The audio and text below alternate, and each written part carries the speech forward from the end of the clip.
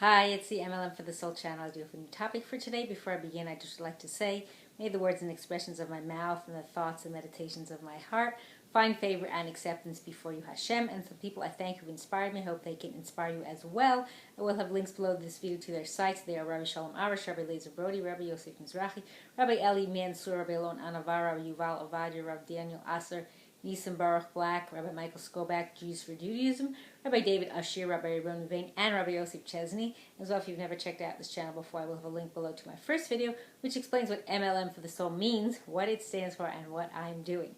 So today is from Tiferes Yosef by Rabbi Yosef Chesney, and this is a double header, as we say, of the parashot Tazria-Metzora.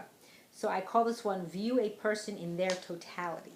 So the Torah introduces the subject of a Metzora, which means someone who has tsaras, leprosy, with the pasuk Adam ki yihyeh ba'or besaro she'et o safacha v'chulei. Why does it start with this introduction? Why do we refer to him as an Adam? So it means someone who has on his skin something. They give it a different name. So which is the title for someone on a high level? And he is a sinner. So why do they use the word Adam? Why not label him as a Metzora? So the Torah is teaching us an important lesson. We have a tendency to focus on one aspect of a person and define them by it. The Torah is teaching us otherwise. People are complicated creatures. There are so many aspects that go into who a person really is. It is impossible to label someone due to a single attribute. It is true that this person is a Metzora. He sinned and deserved this punishment, yet this does not define his essence. He is still an Adam. He possesses this special status that is only awarded to a Yid. Means a Jew. So the name Adam comes from the root of Adama le'elyon. I am similar to the one above. Yes, this person sinned, but he is still a precious Yid, beloved in the eyes of his Father in heaven.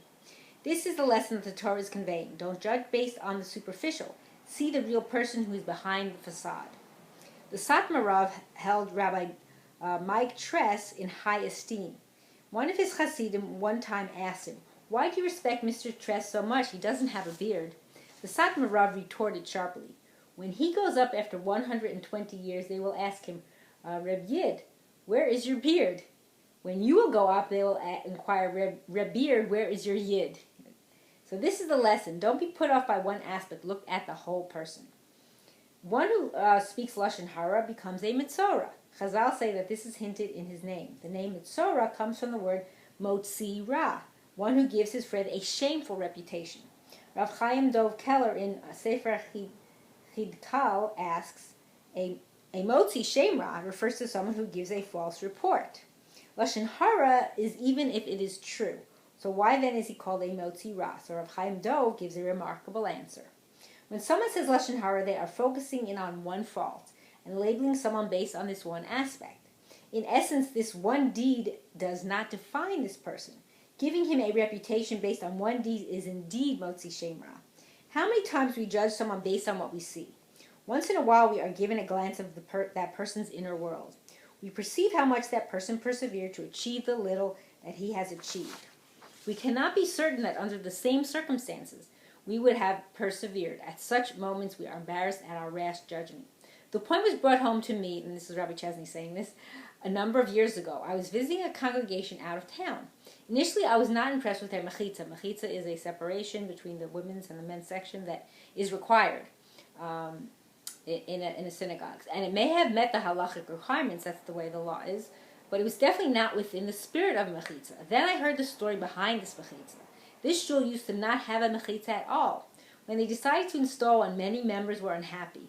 Over half of their regulars revoked their membership. Yet the shul stuck to their guns and did what they felt was right. After this story, I understood that this was truly one of the most beautiful mechitzas in the world. When we see someone we have no way of knowing how much courage it took them to achieve their minimal level. If we were to truly know what they went through, we would be left awestruck. For this reason, it is not right to judge people based on what we see. Even worse than labeling others is when we label ourselves. We see what we have done wrong and we label ourselves as hopeless. A Metzora is at risk of doing this to himself. The purification process for the Metzora imparts him with the message, don't give up.